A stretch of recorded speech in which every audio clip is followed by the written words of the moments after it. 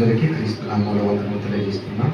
పాట మరణం వరకు నమ్మకంగా ఉండేది ఎవరు?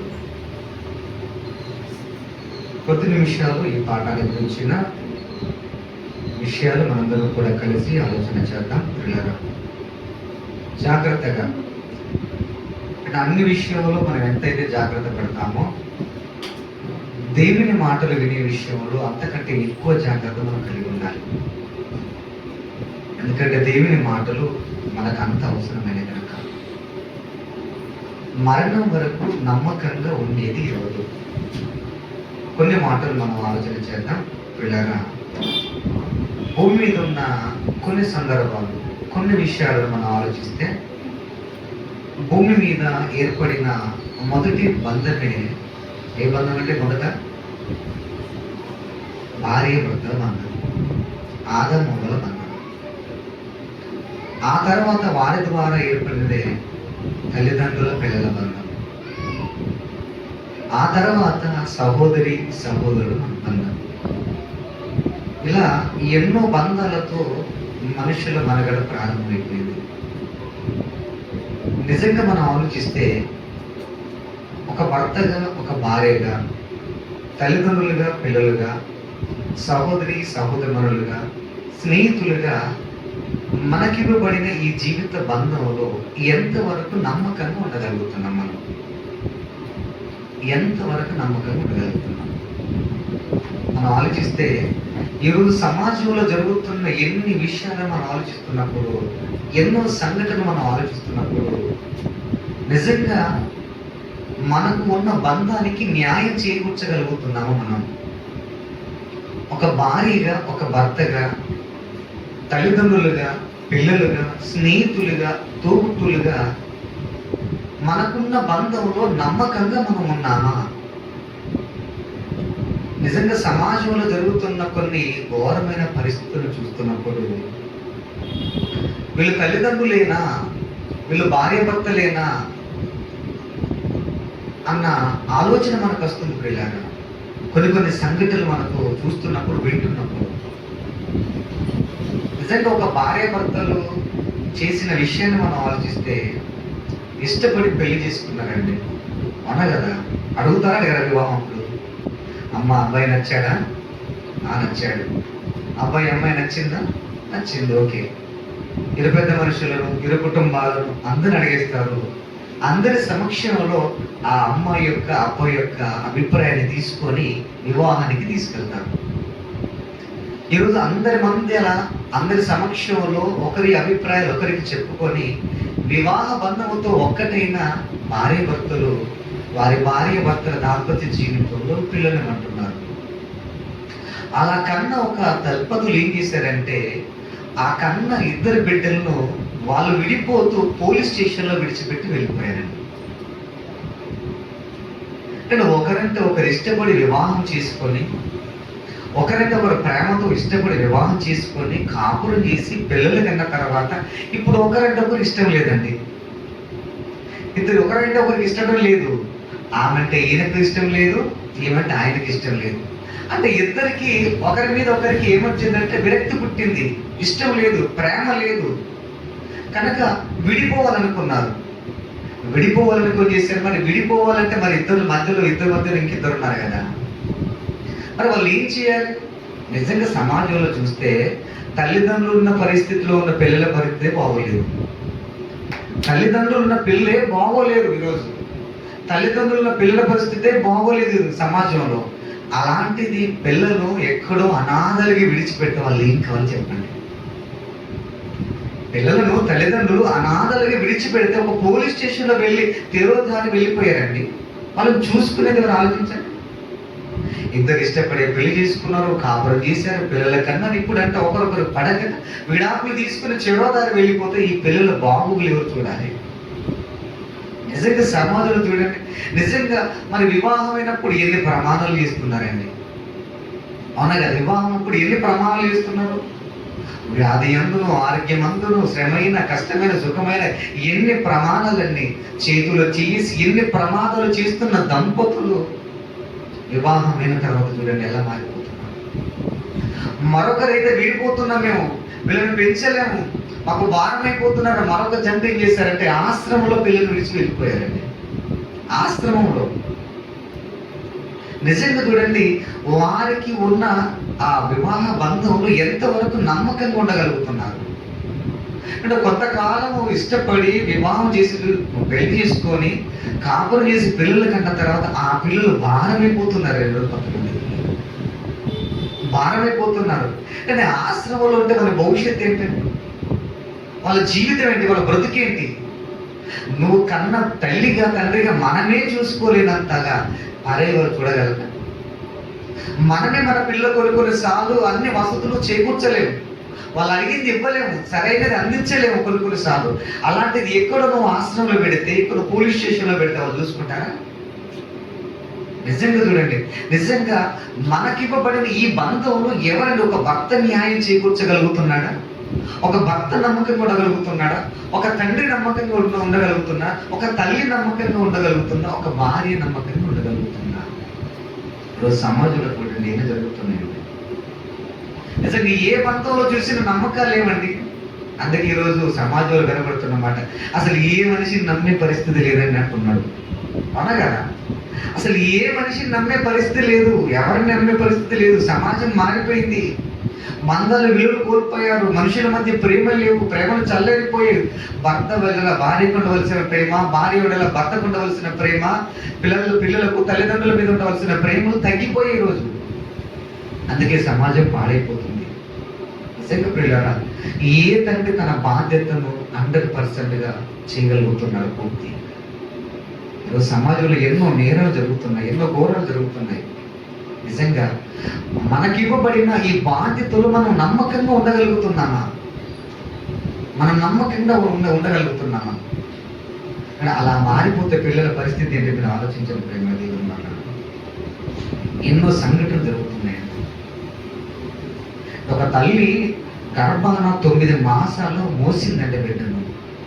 అవునా కదా? ఆ బిడ్డను జన్మనిచ్చేటప్పుడు ఆ తల్లికి పునర్జన్మ అంటారు. నేను చచ్చి బ్రతికానండి అంటుంది తల్లి. పిల్లల మాట విన్నప్పుడు, ఏంట్రా నిన్ను కనేటప్పుడు ఎంత బాధ అనిపించానో నాకు తెలుసురా, ఇప్పుడు భూమి మీదకి వచ్చినాక నా మాట నువ్వు వినటం లేదంటుంది తల్లి. అలాంటి తల్లి 9 మాసాలు మోసి కనిపించిన తల్లి ఒక బిడ్డను ఏం చేస్తుందంటే వాటర్ ట్యాంకులో వేసి చంపేసిందండి. 6 సంవత్సరాల పాపను అక్రమ సంబంధంతో పరాయి వ్యక్తితో సంబంధం పెట్టుకొని ఆ బిడ్డ అడ్డొస్తుందని వాటర్ ట్యాంకులో పెట్టి మూతేసి చంపేసిందండి. ఎంత హృదయం చలించిపోయిందంటే చుట్టుపక్కల ప్రాంతం వెళ్ళిన వాళ్ళందరూ ఒక్కసారిగా, ఏంటి ఆ తల్లేనా? 9 మాసాలు మోసిన తల్లి ఒక వాటర్ ట్యాంకులో వేసి చంపేసిందండి బిడ్డను, నాకు అడ్డొస్తుందని. ఏదండి తల్లిగా నమ్మకం? ఆ బిడ్డను కన్న నీవు పెంచి పోషించి గొప్పగా చేసి పరాయి ఇంటికి ఒక బిడ్డగా అప్పగింపవలసిన దానవు నీ చేతులతో నువ్వే చంపుతున్నావంటే సమాజం ఎటువైపు వెళ్తుందో ఆలోచించండి మీరు. నిజంగా చుట్టుపక్కల వాళ్ళు ఆ టాంకీలో వాటర్ ట్యాంకులో ఆ బిడ్డను చూసినప్పుడు హృదయ విదారక సంఘటన అండి, తట్టుకోలేకపోయారు. అంటే తల్లి గర్భములో నీరులో పెరిగిన ఆ బిడ్డను ఆ నీటిలో చంపించడానికి ఎలా వచ్చిందండి మనసు ఆ తల్లికి? ఏదని నమ్మకం? మనుషుల మధ్య ఎలాంటి నమ్మకాలు ఉన్నాయండి ఈరోజు? నిజంగా మనకు అప్పగింపబడిన ఈ బాధ్యతలో నమ్మకంగా ఏ తల్లి ఏ తండ్రి అయినా ఎవరైనా ఉండగలుగుతున్నారా? ప్రేమ దేవుని వాళ్ళ ఎవరిని నమ్మే పరిస్థితి లేదండి ఈరోజు. సమాజం పూర్తిగా మారిపోయింది, ఎవరిని నమ్మాలో తెలియలేదు పరిస్థితి ఈరోజు. ఇక్కడ ఒక తల్లి అలా చేస్తుంది అనుకుంటారండి ఎవరైనా? ఎంత దారుణాలు జరుగుతున్నాయండి సమాజంలో. నిజంగా మరొక ఆశ్చర్యకరమైన విషయం ఏంటంటే, ఒక భార్య భర్తలండి ఇద్దరు, జరిగిన యథార్థ సంఘటన మీరు చూసి ఉంటారు. ఇద్దరు భార్య భర్తలండి. ఆ భార్య ఏం చేసిందంటే కూలినాలు చేసుకుని బ్రతికే దంపతులు వాళ్ళు. ఏదో చిన్న చిన్న కూలి చేసుకుని బ్రతుకుతున్నారు భార్య భర్తలు ఇద్దరు. ఆ భార్య ఒక ఆలోచన చేసింది, భర్తతో అడ్డు ఇవ్వండి, ఎంతకాలం కూలి పని చేసుకుంటాము, మన పరిస్థితి ఇదే గుడిసెలో ఉందామా, మన పిల్లలకు సరైన బట్టలు ఇవ్వలేకపోతున్నాము, సరైన భోజనం పెట్టలేకపోతున్నాము, మన కుటుంబానికి ఒక మంచి ఇల్లు కట్టుకోలేకపోతున్నాము, మన పిల్లలకు ఒక భవిష్యత్తులో మంచి భవిష్యత్తుని ఇవ్వలేకపోతున్నాం, మరి బాగా చదివించలేకపోతాం. ఏం చేద్దామండి అని భర్తతో ఆలోచిస్తుందండి భార్య.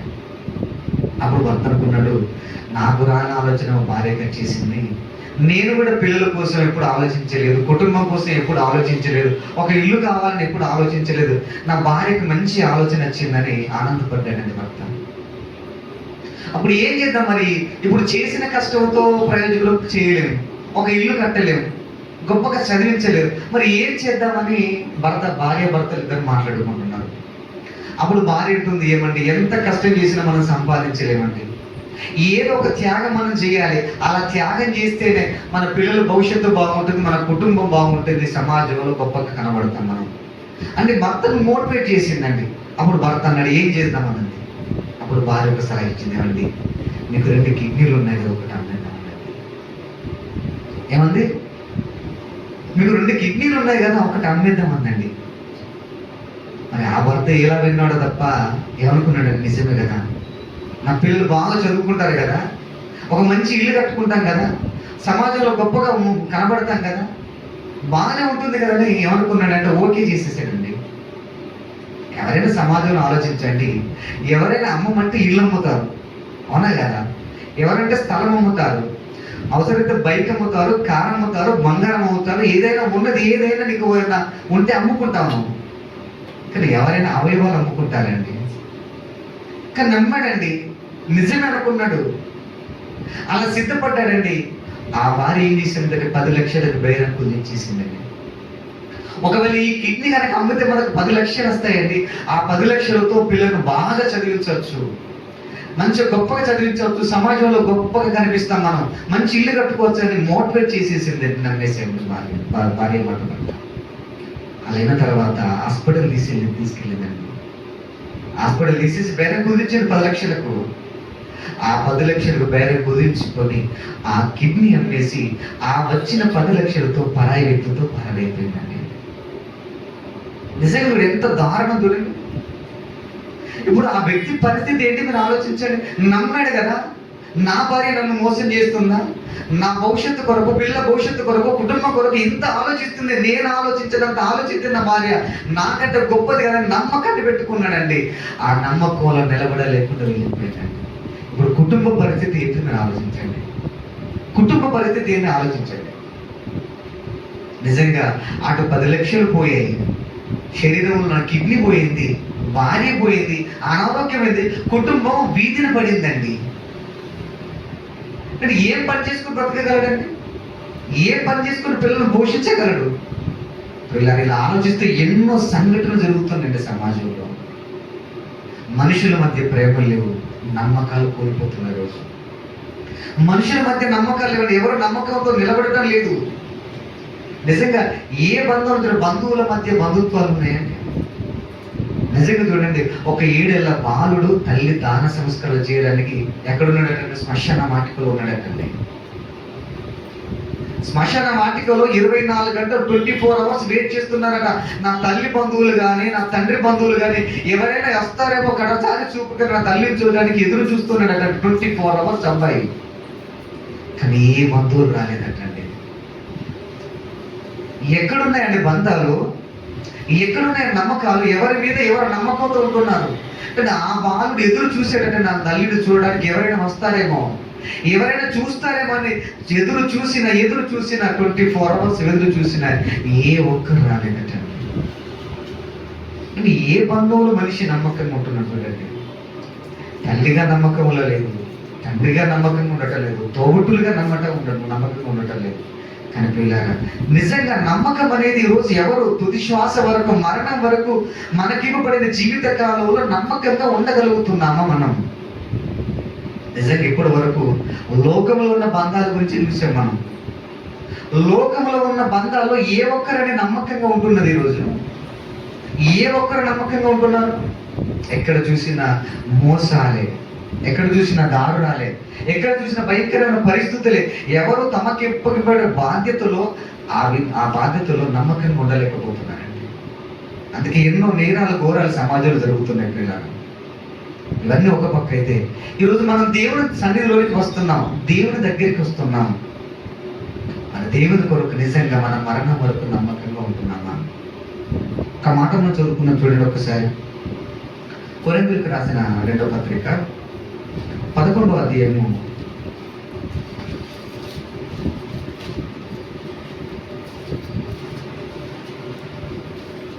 2వ వచనం చదువుకున్నాం. దైవాశక్తితో మీ ఎడల ఆసక్తి కలిగి ఉన్నాను. ఎందుకనగా పవిత్రులారైన కన్యకగా ఒక్కడే పురుషునికి అనగా క్రీస్తుకు సమర్పింపవలనని మిమ్మును ప్రదానము చేసి తిని అన్నాడు. పిల్లలు, ఈ సందర్భాన్ని మనం ఆలోచిస్తున్నప్పుడు మనము కూడా దేవుడితో ఒక ఒప్పందం చేసుకున్నాం. నిజంగా చూడండి, వివాహ బంధం అయ్యేటప్పుడు చూడండి ఎన్ని ప్రమాదాలు చేస్తారు, అవునా కదా? వివాహం చేసేటప్పుడు పాస్టర్ గారు ఎన్ని ప్రమాదాలు చేస్తారని, ఎలా చేస్తారండి? చేతులు చేసి, అవునా కదా? అబ్బాయి చేతులు అమ్మాయి చేతులు చేసి ఎన్ని ప్రమాదాలు చేస్తాడండి. అన్ని ప్రమాదాల మధ్య అందరి సమక్షంలో, దేవుని సమక్షంలో, సంఘ సమక్షంలో, అది ఎవరి సమక్షంలో, దైవ సేవకుల సమక్షంలో ఎన్నో ప్రమాణాలు చేస్తారండి నూతన వివాహం అవుతున్న జంట. నిజంగా అందరి సమక్షంలో అన్ని ప్రమాణాలు చేసిన తర్వాత నిజంగా ఎప్పటి వరకు నమ్మకంగా ఉండాలండి వాళ్ళు? మరణము, చావు మనను ఎడబాపు వరకు అంటాడంట. ఆ ప్రమాణంలో ఏంటి? చావు మిమ్మల్ని ఎడబాపు వరకు మీరు ఎలా ఉండాలి? ఎడబాయకుండా ఒకరి ఎడల ఒకరు నమ్మకంగా ఉండాలంటాడు.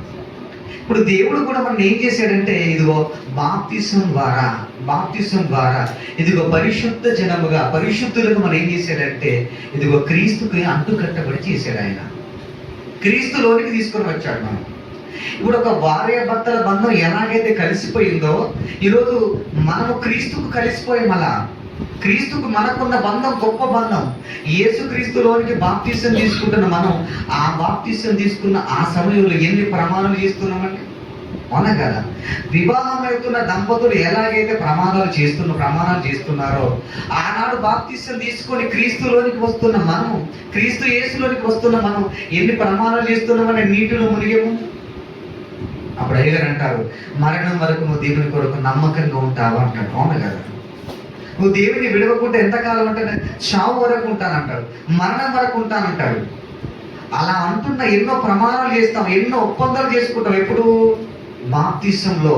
అంటే బాప్తిసం ద్వారా క్రీస్తు యేసులోనికి వస్తున్న మనందరము కూడా ఎన్నో ప్రమాణాల మధ్య ఆయన దగ్గరికి వస్తున్నాం. ఆయన ఎడల నమ్మకంగా ఉండడానికి వస్తున్నాం.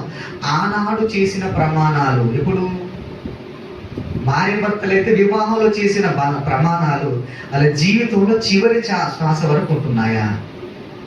ఇప్పుడు మనం బాప్తిసం ద్వారా క్రీస్తు యేసులోనికి వస్తున్న మనందరము కూడా ఆనాడు బాప్తిసం తీసుకున్నప్పుడు ఎన్ని ప్రమాణాలు అయితే చేశామో అన్ని ప్రమాణాలకు కట్టుబడి ఈరోజు మనం ఉండగలుగుతున్నామా? అలా ఉండగలుగుతున్నామా? చూడండి, బాప్తిసం తీసుకొని సంఘానికి వచ్చి, సహవాసానికి వచ్చి, సంఘంలో ఉండి ఈరోజు సంఘానికి దూరమై వెళ్ళిపోయిన వారు ఎంతమంది లేరండి? కానీ బాప్తిసం తీసుకున్నప్పుడు ఏమన్నారు? ఎన్ని కష్టాలు వచ్చినా, ఎన్ని ఇబ్బందులు వచ్చినా, ఎన్ని సమస్యలు వచ్చినా, అనారోగ్య సమస్యలు వచ్చినా, ఆర్థిక ఇబ్బందులు వచ్చినా, నా చావు దగ్గరికి వచ్చినా, ఎన్ని సమస్యలు వచ్చినా నేను క్రీస్తుని విడవను, సంఘాన్ని విడవని ఎన్నో ప్రమాణాలు చేసి దేవుని మీద ఒట్టేసి పంచభూతముల సాక్షిగా, సంఘము సాక్షిగా అందరి సమక్షంలో బాప్తిసం తీసుకొని ఒప్పుకున్న మనం దాన్ని కట్టుబడి నమ్మకంగా ఉండగలుగుతున్నామా? నిజంగా బయట వారు పక్కకు పెట్టండి, మరి క్రీస్తు యేసులోనికి తీసుకొని వచ్చిన దేవునికి నమ్మకంగా ఉండగలుగుతున్నామా? అడుగుతాడు కదండి, ఒకనాడు అడుగుతాడు కదా. మనం అడిగినప్పుడు నిజంగా ఒకనాడు మనకున్న ప్రేమ, ఒకనాడు మనకున్న నమ్మకం, బాప్తిసం తీసుకున్నప్పుడు ఉన్న నమ్మకం నేటికి మన జీవితంలో నమ్మకంగా ఉంచుకున్నాము మనం. నిజంగా అండి, క్రీస్తు యేసులోనికి ప్రమాణాలతో అడుగుపెట్టిన మన జీవితం అదే ప్రమాణాలతో అదే నమ్మకంగా ఉండగలుగుతుందా? అందుకేమన్నా మళ్ళీ ఆ మాట చెప్పుకుంటాడండి, దేవాశక్తితో మీ ఎడల ఆసక్తి కలిగి ఉన్నాను. ఎందుకనగా పవిత్రురాలైన కన్యక ఒక్కడే పురుషునికి అనగా క్రీస్తుకు సమర్పింపవలనని మిమ్మల్ని ప్రదానము చేసి అన్నాడు. పవిత్రురాలైన కన్యకగా అన్నాడు. చూడండి, లోకములో పాపం నటించుకున్న జీవితాలండి మనందరికీ కూడా. అలాంటి ఉన్న జీవితాలను క్రీస్తు రక్తములో పవిత్రపరిచి యేసుక్రీస్తు వారి ద్వారా మనందరిని పవిత్రపరుచుకున్నాడండి. ఒక పవిత్రులైన కన్యకగా మనం పోలుస్తున్నాడు ఇక్కడ. అలాంటి పరిశుద్ధమైన జీవితాన్ని ఇచ్చి మనకు దేవుడు ఇస్తే అలాంటి పవిత్రతను మనం కాపాడుకుంటున్నామా? అలాంటి పవిత్రతను మనం కాపాడుకున్నామా? నిజంగా ప్రియులారా, ఎంత గొప్ప అవకాశాన్ని దేవుడు మనకు ప్రసాదించాడండి. కానీ అంత గొప్ప జీవితాన్ని ప్రసాదించిన దేవునికి మనం నమ్మకంగా ఉండగలుగుతున్నామా? మరణం వరకు మధ్యలోనే వెళ్ళిపోతున్నామా? నిజంగా చూడండి, ఈరోజు ఎన్ని జంటలు విడిపోవటం లేదండి? లోకంలో ఎన్ని జంటలు విడిపోవటం లేదండి? ఈరోజు సంఘంలో కూడా అదే పరిస్థితి అండి.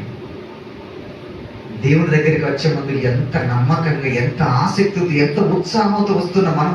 ఆ ఉత్సాహాన్ని తుదమట్టుకు ఎందుకు ఉంచుకోలేకపోతున్నాం? ఎందుకు కాపాడుకోలేకపోతున్నాం? ఒక పవిత్రురాలుగా, ఒక పవిత్రుడిగా సంఘంలో చేర్చాడు, ఎందుకు నిలబడలేకపోతున్నాం మనం? ఎందుకు నమ్మకంగా ఉండలేకపోతున్నాం మరణం వరకు? అందుకే ఏదో లోపించింది మనలో. అందుకే చూడండి, ఒక మాట చదువుకుందాం. యోహాను సువార్త 17వ అధ్యాయము 4వ వచనం చదువుకున్నాం. నిజంగా మరణం వరకు నమ్మకంగా ఉన్న వారిలో మొట్టమొదటిగా మనకు కనిపిస్తున్న ఆయన, ఒకే ఆయన మనకు కనబడుతున్నాడు. ఒకసారి చూడండి.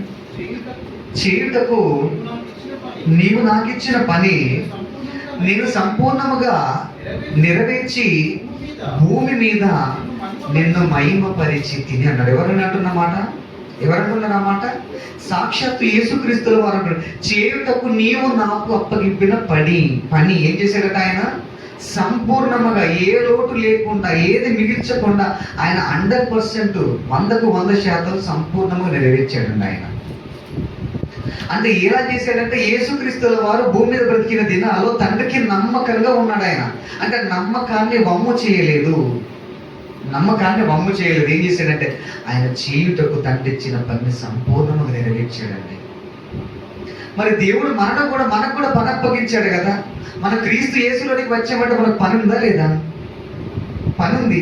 ఆ పని మనం నమ్మకంగా మనం చేయగలుగుతున్నాం. మనకు అప్పగింపబడిన పని అండి. అంటే సంఘంలో ఉన్నప్పుడు ఒక్కొక్కరికి ఒక్కొక్క పని ఉంటుందండి, ఒక్కొక్కరికి ఒక్కొక్క బాధ్యత ఉంటుందండి. ఆ బాధ్యతను మనం నెరవేర్చగలుగుతున్నామా? యేసుక్రీస్తుల వారైతే ఆయన చేయుటకు తండ్రి ఇచ్చిన పని సంపూర్ణంగా నెరవేర్చి ఆయన చేస్తున్న కార్యక్రమాల ద్వారా దేవుని ఏం చేశాడట? మహిమపరిచాడట. నిజంగా ఆ క్రీస్తుని కలిగిన మనం ఈ భూమి మీద కార్యక్రమాలు చేస్తే దేవుడు మహిమపరిచే కార్యక్రమాలు మనం చేస్తున్నామా? దేవుడు మహిమపరిచే కార్యక్రమాలు మనం చేస్తున్నామా? మన ద్వారా, సంఘం ద్వారా.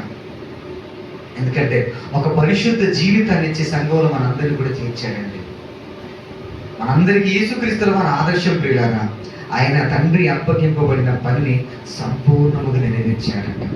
అంటే నమ్మకంగా ఉన్న వ్యక్తి అండి, నమ్మకంగా ఉన్న ఆయన, నమ్మకాన్ని వమ్ము చేయని ఆయన. కానీ మనం అంటే ఒకనాడు బాప్తిసంలో తీసుకున్న ప్రమాణాలు, వాగ్దానాలు, ఆ రోజు దేవుడికి ఇచ్చిన మాటలు, సంఘానికి ఇచ్చిన మాటలు, మనకిచ్చిన మాటకు ఎంతమంది కట్టుబడి ఉంటున్నామండి మనం? నిజంగా నమ్మకంగా ఉండగలుగుతున్నామా? ఆ నమ్మకాన్ని వమ్ము చేస్తున్నాం మనం. అందుకు ఒకవేళ నమ్మకాన్ని వమ్ము చేస్తే ఎలా ఉంటుందో ఒక మాట మనం చదువుకున్నాం చూడండి. ప్రకటన గ్రంథం 2వ అధ్యాయము మనం చూడగలిగితే, ప్రకటన గ్రంథం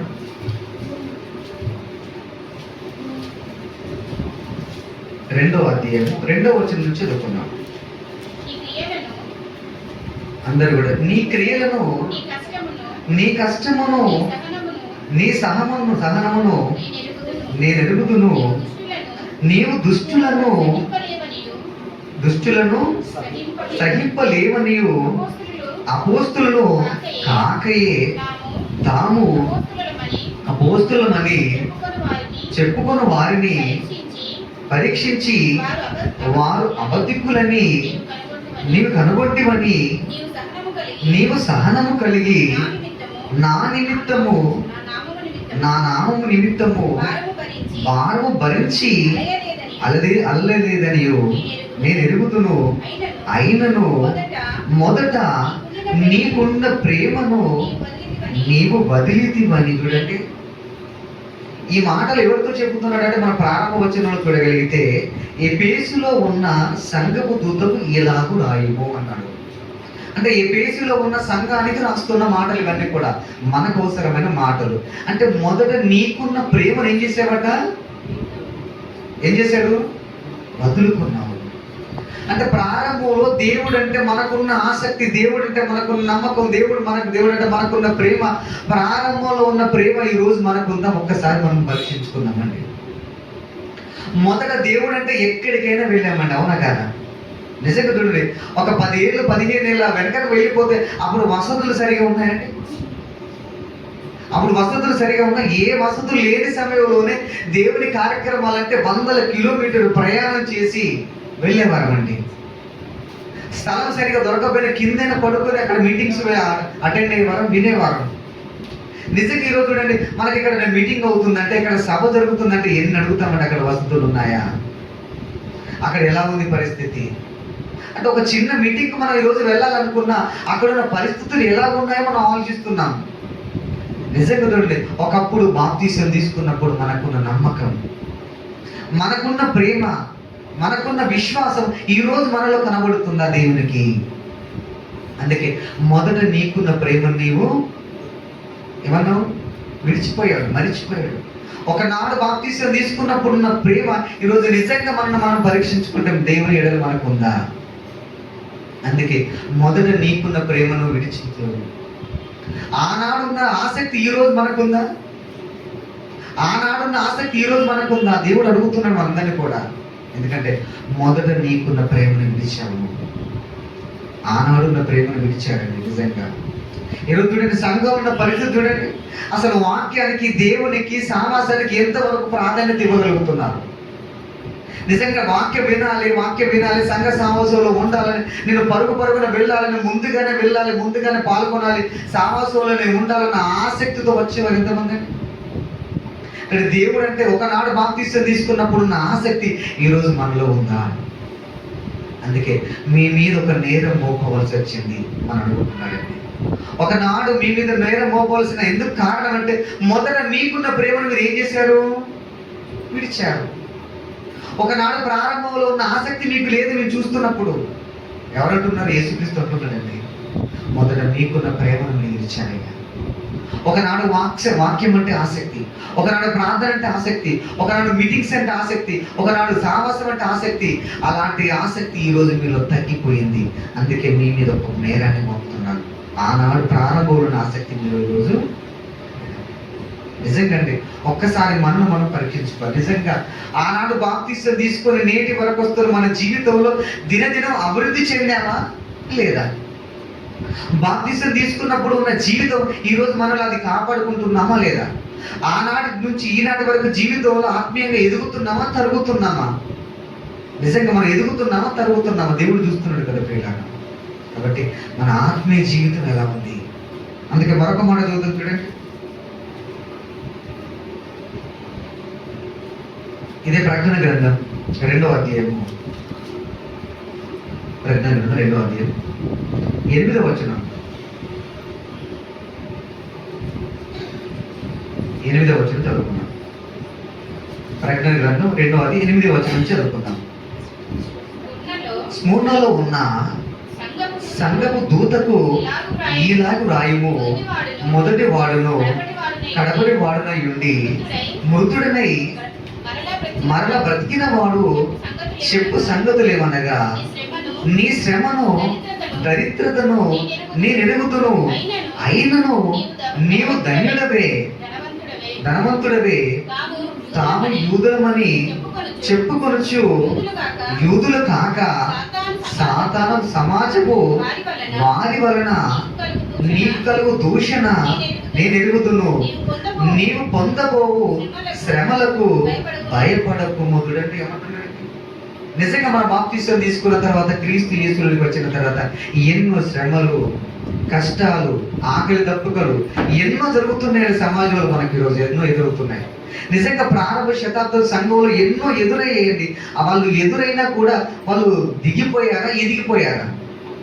వాళ్ళు విశ్వాసంలో అభివృద్ధి చెందారా, కృంగిపోయారా? అందుకే యేసుక్రీస్తుల వారు అంటున్నారు, మిమ్మల్ని అందరినీ చూస్తున్నాను నేను, అందరినీ కూడా. మీ శ్రమలో, మీ కష్టాల్లో, మీ బాధలో, మీ కన్నీళ్ళలో మీరు ఏం చేయాలంటే నమ్మకంగా ఉండండి. మీరు నమ్మకంగా ఉంటే ఆ నమ్మకానికి తగిన ఫలం మీరు పొందుకుంటారు.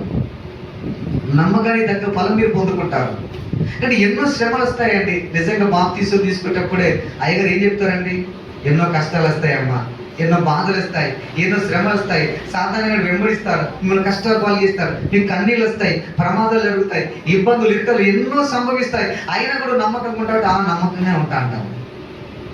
ఆనాడు ప్రమాదాలు చేసి, దేవుడితో ప్రమాదాలు చేసి, ఒప్పందాలు చేసి, ఎంతో మంది సమక్షంలో ఎన్ని ప్రమాణాలు చేసిన మనము ఆ ప్రమాణాలకు తగ్గట్టుగా నిలబడగలుగుతున్నామా? శ్రమలు రాగానే, కష్టాలు రాగానే, రోగాలు రాగానే, సమస్యలు రాగానే, ఆర్థిక ఇబ్బందులు రాగానే సంఘానికి దూరమే వెళ్ళిపోతున్నామా? ఎలా ఉన్నాం మన ఆత్మీయ జీవితం? ఎలా ఉంది మన జీవితం? ప్రేమల దేవుని వల్ల మరణం వరకు నమ్మకంగా ఉండాలంటున్నాడు. అందుకే మరొక మాట చూద్దాం. పేతురు గారు రాసిన మొదటి పత్రిక, పేతురు గారు రాసిన మొదటి పత్రిక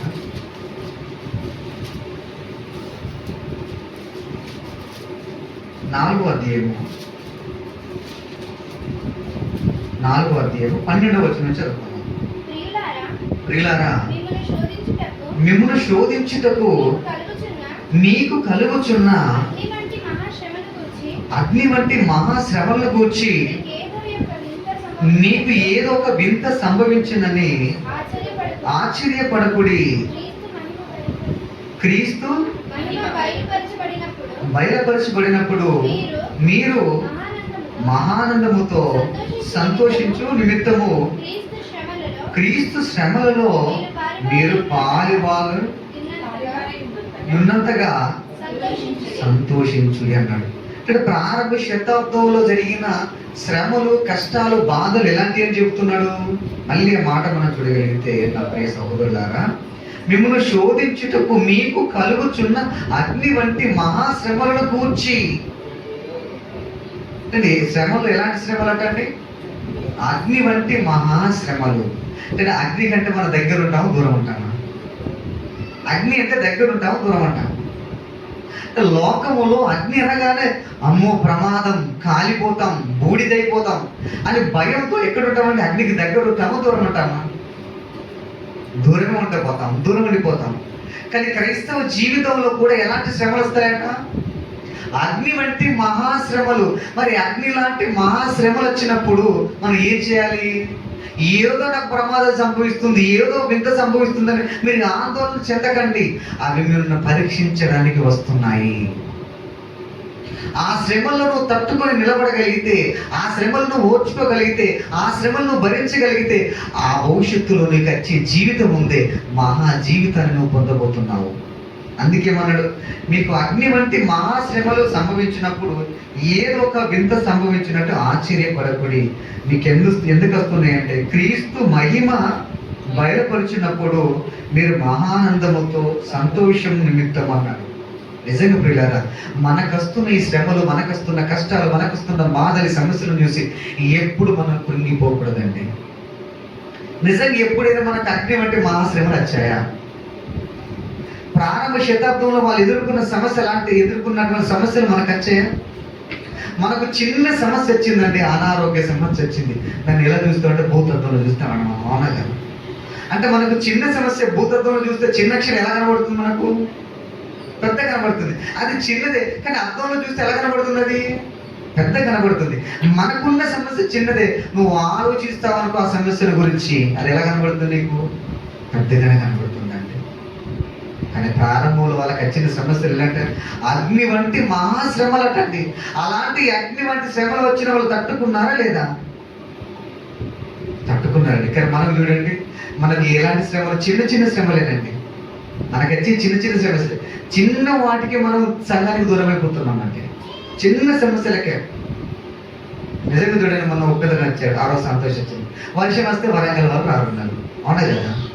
మబ్బులు వస్తే వరంగల్ వాళ్ళు రారంటున్నారు. నిజంగా చూడండి, ఎంత మేము వచ్చేసరికి ఆల్రెడీ ఒక్కదన వచ్చాడండి. మేము వచ్చేసరికి ఎవరు లేరు, అందరు వచ్చారని మేము అనుకుంటే తమ్ముడు ఎవరు రాలేదు, మేము ఫస్ట్ వచ్చామన్నాడు. నిజంగా చూడండి, మనకున్న ఆసక్తి నిజం రోజు రోజుకి తగ్గిపోతుందా పెరిగిపోతుందా? బాప్తీసం తీసుకున్నప్పుడు ఉన్న ఆసక్తి నేటికి మనలో ఉందా లేదా? నిజంగా చూడండి, రాను వరంగల్ అంటే ఏమైపోతుందంటే వీళ్ళు లేటుగానే వస్తారన్న ముద్ర పడిపోతుందండి. అది మనం తీసేయాలండి. నిజంగా చూడండి, ఒకప్పుడు వరంగల్ అంటే వైజాగ్ తర్వాత మీటింగ్స్, సభలు, సమావేశాలు, వాక్య పరిచయం ఎక్కడి నుంచి జరుగుతుందంటే వరంగల్ అని చెప్పుకునేవారు. అలాంటి వరంగల్ ఈ వాక్యానికి రమ్మని పిలిస్తే ఎప్పుడు వస్తున్నామండి? ఎప్పుడు వస్తున్నాము? మనం ఏదో సమస్యలు చెప్తామండి, ఏదో సమస్యలు చెప్తాం. అవన్నీ దేవుడు వినడు పిల్లలు. అంటే అగ్ని లాంటి శ్రమల్లోనే వాళ్ళు బయటికి వచ్చి దేవుని కొరకు పనిచేస్తున్నప్పుడు మనకు వస్తున్న శ్రమలు చిన్నయా అంతకంటే గొప్పయా? చిన్న సమస్యలండి. ఈ చిన్న వాటి సమస్యలకే మనం దాన్ని అక్కడే పట్టుకొని ఉండిపోతున్నాం మనం. ప్రేమల దేవుని వాళ్ళకి వచ్చినాయండి అగ్ని లాంటి శ్రమలంటండి. వాటిలో పరీక్షింపబడ్డారండి. నిజంగా మనకు గనక అలాంటి అగ్ని లాంటి శ్రమలే మనకు వస్తే మనం నిలబడగలము? వాళ్ళకి అగ్ని లాంటి శ్రమలు వచ్చేయండి, మనం అగ్ని దగ్గరికి వస్తేనే ఉండవు. మనం అగ్ని మన దగ్గరికి వస్తేనే ఉండవు. అలాంటి శ్రమలే మనకు వస్తే, మనం కాల్ చేసే శ్రమలు, ఇక మనం చావే దగ్గరికి వస్తున్న శ్రమలు, ఇక మన నష్టంలో మన వస్తే శ్రమలు మనకు వస్తే, నిజంగా ఆ శ్రమలో మనం దేవుని పట్టుకొని ఉంటామా, దూరం వెళ్ళిపోతామా? వాళ్ళైతే అగ్ని లాంటి మహాశ్రమలో కూడా నిలబడ్డారండి. ఎందుకు నిలబడాలి? నిలబడితే ఏం జరుగుతుందో ఒకసారి మా మాట పడుతుంది చూడండి. ప్రకటన గ్రంథం 2వ అధ్యాయము 10వ వచనం చదువుకున్నాం. ప్రకటన గ్రంథం 2వ అధ్యాయం 10వ వచనం చదువుకున్నాం. ఇదిగో మీరు శోధింపబడినట్లు అపవాది మీలో కొందరిని చెరలో వేయబోచున్నాడు. 10 దినములు శ్రమ కలుగును, మరణం వరకు నమ్మకముగా ఉండుము, నేను నీకు జీవ కిరీటం ఇచ్చేదను అన్నాడు. శ్రమలు ఎంతకాలం వస్తుందట? నిజంగా ఎంతకాలం? చాలా కొద్ది కాలం అండి మనకు వచ్చే శ్రమలు. అవునా కదా? మనకు వచ్చి కొద్ది కాల శ్రమల్లో మనం ఎలా ఉండాలట? నమ్మకంగా ఉండాలట. ఆ నమ్మకంగా ఉంటే ఏమొస్తుందట? నమ్మకంగా ఉంటే ఏమొస్తుంది? జీవ కిరీటం. నిజంగా చూడండి, మనుషులు నాయకుల దగ్గర నమ్మకంగా ఉంటున్నారండి, అవునా కదా? చేసే ఉద్యోగంలో నమ్మకంగా ఉంటున్నారు, అవునా కదా? అసలు నమ్మకం ఎక్కడ లేదంటే మనిషికి దేవుడి దగ్గర లేదండి. దేవుడు అన్నాడు, ఏ మనుషులు నమ్మదగిన వాడు కాదన్నాడండి ఆయన. అంటే మనుషులు చూడండి, మనుషులకు నమ్మిన బట్టుగా ఉన్నారు, కానీ దేవుడు చూసేసరికి ఎవరైనా నమ్మకంగా ఉన్నారు? ఒకవేళ నీకు వచ్చే శ్రమల్లో, నీకు వచ్చే కష్టాల్లో, నీకు అట్లా బాధల్లో ఒకవేళ నువ్వు నమ్మకంగా ఉండగలిగితే దేవుడు ఏమిస్తాడట? జీవ కిరీటం. ఒకవేళ నువ్వు దాంట్లో నుంచి తొలగిపోతే, అందుకేమన్నాడు ఆ మాట మళ్ళీ చదువుకుంటాడు 10వ వచనంలో, ఇదిగో మీరు శోధింపబడినట్లు అపవాది మీలో కొందరిని చెరలో వేయబోచున్నాడు. 10 దినములు శ్రమ కలుగును, మరణం వరకు నమ్మకంగా ఉండుము, నేను నీకు. శ్రమలు మనం ఏం చేయాలంటే నమ్మకం ఉంది. నిజంగా చూడండి, ఒకసారి యోబు గారి జీవితంలో చూడండి, యోబు గారి జీవితంలో వచ్చినప్పుడు ఆయనకు వచ్చిన శ్రమలు ఎంత? మనకు జరుగుతున్న శ్రమలండి. ఆయనకు ఆర్థిక ఇబ్బందులు ఉన్నాయి, అనారోగ్య సమస్యలు ఉన్నాయి, కుటుంబ సమస్యలు ఉన్నాయి, భార్యతో సమస్యలు, అన్ని సమస్యలేనండి, అన్ని ఇబ్బందులే. కానీ అన్ని ఇబ్బందులు ఆయన ఎలా ఉన్నాడు? నమ్మకం. అందుకే యోబు గురించి ఏమన్నాడు? భూమి మీద ఉన్న వాళ్ళందరూ యోబు ఎలా ఉన్నాడట? నమ్మకంగా ఉన్నాడు, యథార్థవంతుడు ఉన్నాడు, న్యాయవంతుడు ఉన్నాడు. అంటే ఆయనకు దేవుని మీద నమ్మకం, ఆయన నమ్మకాన్ని వమ్ము చేసుకోలేదండి. అందుకే మనం ఏం చేయాలి? నమ్మకంగా, మరణం వరకు నమ్మకంగా ఉండాలన్నాడు. సంవత్సరమా? 2 సంవత్సరాలా? 10 సంవత్సరాలా? ఎంతవరకు? మరణం వరకు నమ్మకంగా ఉన్న వారికి ఏమొస్తుందట? మధ్యలో పోయేవారికి యూదా వచ్చాడండి. ఎవరి దగ్గరికి? యేసుక్రీస్తు దగ్గరికి. యేసుక్రీస్తు ఎవరండి? ఇదిగో నేనే మార్గం, సత్యము, జీవం. అంటే జీవికరీతాన్ని ఇచ్చేవాడు, జీవాధిపతి, జీవాన్ని తీసుకెళ్ళేవాడు. అలాంటి మహనీయుని దగ్గరికి వచ్చారండి. ఎవరు? ఇస్కరియోతు యూదా. మధ్యలో ఏమైపోయాడు? మధ్యలో నడపోయాడా? దారి తప్పిపోయాడండి. ఎవరైతే జీవాధిపతి వచ్చాడో ఆయనతో ఉన్న ఆయనే ఆ దారి తొలగిపోయాడండి. పరలోకాన్ని, జీవాన్ని పొందుకోలేకపోయాడు. మనకు కూడా సాతాను ఏం చేస్తాడు? మనను కూడా శోధించడానికి వస్తాడట వాడు. మనను కూడా కోరుకుంటున్నాడు వాడు, అడుగుతాడట. ఎందుకంటే దేవుణ్ణి అడిగితేనే పర్మిషన్ ఇస్తేనే మనం టచ్ చేస్తాడు. అవునా కదా? మన డైరెక్ట్ వచ్చి టచ్ చేయడు. అంటే మనల్ని అపవాది కూడా టచ్ చేయాలంటే మనలో స్టాండర్డ్, మన స్టాండర్డ్ చూస్తాడు దేవుడు. అపవాది కూడా ఇదిగో యోగు సంగతి, ఒక్కసారి యోగును ఒక్కసారి నాకు ఇస్తావా? నేను ఒక్కసారి ఆయన దగ్గరికి వెళ్తా. నీ కుమారుడు భక్తిపరుడు, యథార్థవంతుడు, న్యాయవంతుడు, భయభక్తులు కలిగేవాడు అంటున్నావు కదా, ఒక్కసారి నా చేతులకు ఇచ్చావు, ఒక్కసారి జల్లెడ పట్టేస్తా యోగును. అప్పుడు నీ ముఖం మీద దూషించి అసలు యెహోవా ఎవడంటాడు. ఒక్కసారి అవకాశం అన్నాడండి. అంటే దేవుడు అధికారం ఇస్తేనే, అవకాశం ఇస్తేనే అపవాది మనల్ని ముట్టుకుంటాడు. మరి దేవుడు సెలవు ఇవ్వాలంటే మన క్యారెక్టర్ ఎలా ఉండాలో ఆలోచించండి. మన స్టాండర్డ్ ఎలా ఉండాలి చూడండి. అంటే మనము దేవుని ఎడల నమ్మకమైన వారు ఉండాలి. నేను బ్రతికేది దేవుని కొరకు, మరణం వరకు నమ్మకంగా బ్రతుకుతానన్న నమ్మకంతో మనం ఉండాలి. అలా ఉన్నప్పుడు అపవాది మన దగ్గరికి వస్తాడు. ఎలాగైనా నేను దారి మళ్లించాలి, ఎలాగైనా నిన్ను పడగొట్టాలి, పరలోకానికి వెళ్తున్న నిన్ను పడేయగొట్టాలి, ఎలాగైనా నరకానికి పంపించాలని మన దగ్గరికి వస్తాడండి, శోధించడానికి. అప్పుడు మనం తెలుసుకోవాలి, ఇదిగో నేను వెళ్తున్న పరలోక మార్గములు అపవాది నన్న మార్గం తప్పించడానికి వాడు అడుగులు వేస్తున్నాడు, నా ఆలోచన మళ్ళిస్తున్నాడు, నా చూపును మళ్ళిస్తున్నాడు, నా భక్తిని నాశనం చేయడానికి నా దగ్గరికి వచ్చాడని మనం ఆలోచించి తెలుసుకోవాలి పిల్లలు. అందుకే మన 10వ వచనంలో మాట చూడండి, ఇదిగో మీకు శోధింపబడినట్లు అపవాది మీలో కొందరిని చెరలో పోయి కూర్చున్నాడు. 10 దినములు శ్రమ కలుగును, మరణం వరకు నమ్మకంగా ఉండుము, నేను నీకు జీవ కిరీటము. నిజంగాండి, మరణం వరకు ఎవరికి నమ్మకంగా ఉండాలటండి? దేవునికండి. మరణం వరకు దేవునికి నమ్మకంగా ఉంటే ఏమొస్తుందట? మనకు జీవ కిరీటం, పరలోకం వస్తుందటండి. అంటే పరలోకం కంటే గొప్పది భూమి మీద ఏదైనా ఉందా? ఈ లోకములో గిన్నిస్ బుక్లో పేరెక్కడానికి ఎన్ని ప్రయత్నాలు పడతారండి, అవునా కదా? ఎన్నో అవార్డులు తీసుకోవడానికి ఎన్ని ప్రయత్నాలు చేస్తున్నారండి. మరి జీవ కిరీటం పొందుకోవడానికి ఏ పని చేయకుండా, ఏం చేయకుండా పరలోకం వస్తుందా? యేసుక్రీస్తుల వారే తనకు అప్పగింపబడిన పని సంపూర్ణంగా నెరవేర్చి ఆయన పరలోకం వెళ్ళిపోయాడు ఆయన. మరి మనం కూడా జీవ కిరీటం పొందుకోవాలంటే ఎప్పటి వరకు నమ్మకంగా ఉండాలట? మరణం వరకు నమ్మకంగా ఉంటే మనకు జీవ కిరీటం వస్తుందంట. నిజంగా చూడండి, ప్రారంభ శతాబ్దంలో చూడండి, అపోస్తులు వాళ్ళ త్యాగాలు చూడండి. నిజంగా కత్తి మెడ మీద పడుతున్నా కూడా ప్రభువును విడవలేదండి వాళ్ళు. కత్తి మెడ మీద పడుతున్నా కూడా, కొరడా దెబ్బలు ఒళ్ళు మీద పడుతున్నా, ఎన్నో శ్రమలు వస్తున్నా వాళ్ళు ఎంత నమ్మకంగా ఉన్నారో ఆలోచించండి. ఇప్పుడు మన దగ్గరికి వచ్చి, లోపలికి వచ్చి ఎవరైనా తుపాకీ పెట్టి మీరు కాల్చి చంపుతాను అన్నాను అనుకోండి, మనం ఏమంటాం?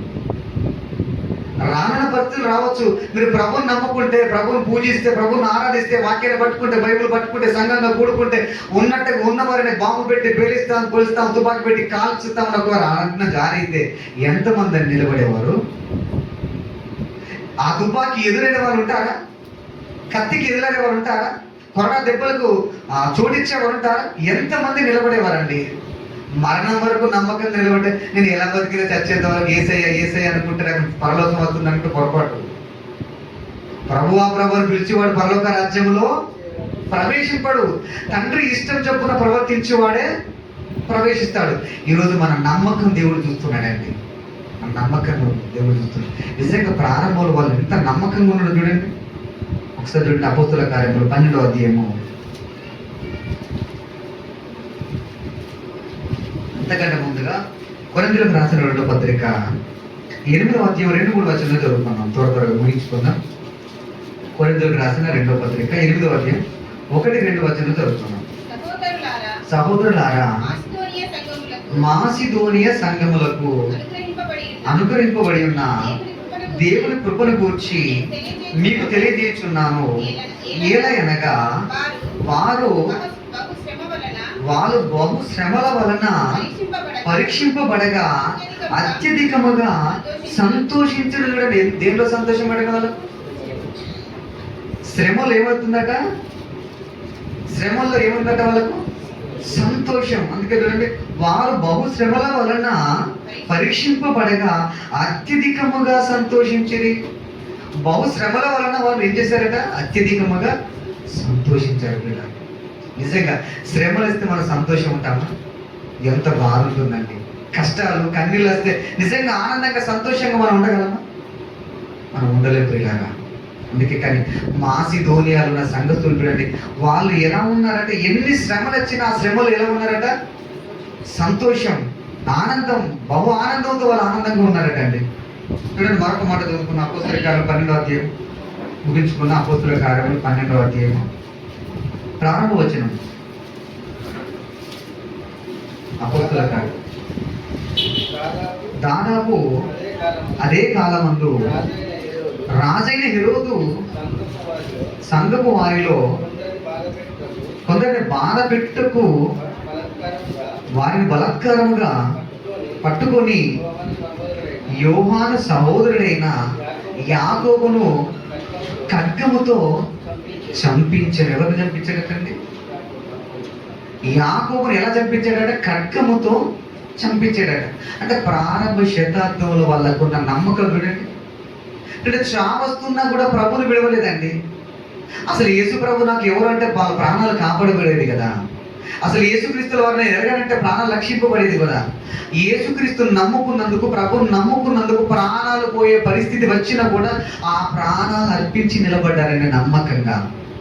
అందుకే మరణం వరకు నమ్మకంగా ఉన్న వారికి ఏమొస్తుందట? జీవ కిరీటం.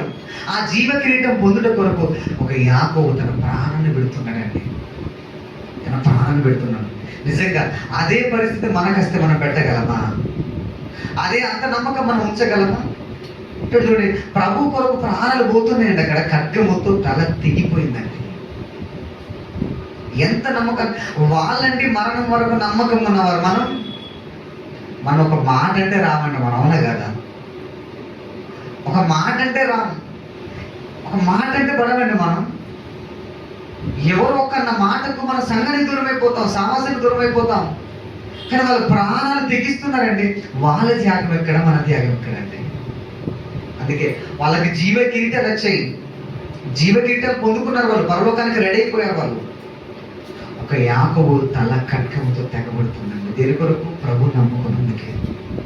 అందుకే మరణం వరకు నమ్మకంగా ఉండేది. అప్పుడు మీకు నేను అంటే ప్రాణాలు పెట్టే వారికి ఇవ్వకపోతే మనకి ఇస్తారండి పరలోకం.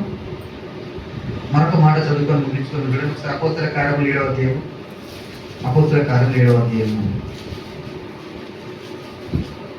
54వ వచనం నుంచి కొన్ని మాట చదువుకొని ముగించుకున్నాం. అపోస్తల కార్యములు వారి మాటలు విని కోపముతో మండిపడి అతను చూచి పండ్లు కొరికి, అయితే అతడు పరిశుద్ధాత్మతో నిండిపోయిన వాడై ఆకాశం వైపు తెరబడ్డయు తేరి చూచి దేవుని మహిమను యేసు దేవుని కుడిపార్శ్వమందు నిలిచుండుట చూచి ఆకాశము తెరబడుటయు మనుష్య కుమారుడు దేవుని కుడిపార్శ్వమందు నిలిచి ఉండుట చూచున్నానని చెప్పాను.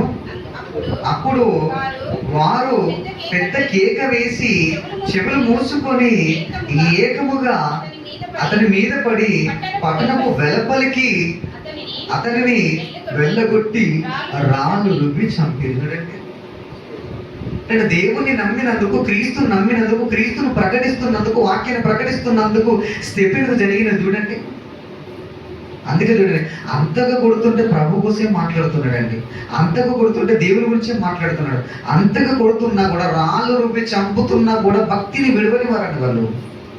అందుకే అంతము వరకు నమ్మకంగా ఉన్న వారికి ఏమొస్తుందట? జీవ కిరీటం. వెళ్ళారా, మనము కూడా ఆ జీవ కిరీటాన్ని పొందుకోవడానికి సిద్ధపడాలండి. ఎన్ని శ్రమలు వచ్చినా, కష్టాలు వచ్చి, నిజంగా మనం రాళ్ళతో కొట్టేవారు ఎవరు ఉన్నారా? మనం ఒక మాట అంటే రామండి, అవునా కదా? కానీ వాళ్ళు రాళ్ళతో కొట్టబడుతున్నా కూడా ప్రాణాలు అర్పించి వాళ్ళ చరిత్రలు నిలిచిపోయారండి. మనకు ఆదర్శంగా ఉన్నారు వాళ్ళు. వాళ్ళు జీవ కిరీటాన్ని పొందుకోవడానికి సిద్ధపడిపోయారు. అందుకే నిజంగా మనం మరణం వరకు నమ్మంగా ఉంటున్నామా? నిజంగా మనందరికీ కూడా దేవుడు బాధ్యత పెట్టాడండి. ఆ బాధ్యతను మనం సక్రమంగా నెరవేర్తించి దేవుడున్న మహాలోకానికి మనం చేరుకోవాలండి. ఆ పరలోక రాజ్యానికి చేరుకోవాలి. అందుకే మరణం వరకు నమ్మకంగా ఉన్న వారికి జీవ కిరీటం వస్తుంది. ఆ జీవ కిరీటాన్ని పొందుకునే వారిగా మనందరం కూడా ఉండాలని కోరుకుంటూ ఈ నా మాటలు ముగిస్తున్న అందరికీ వందనాలు.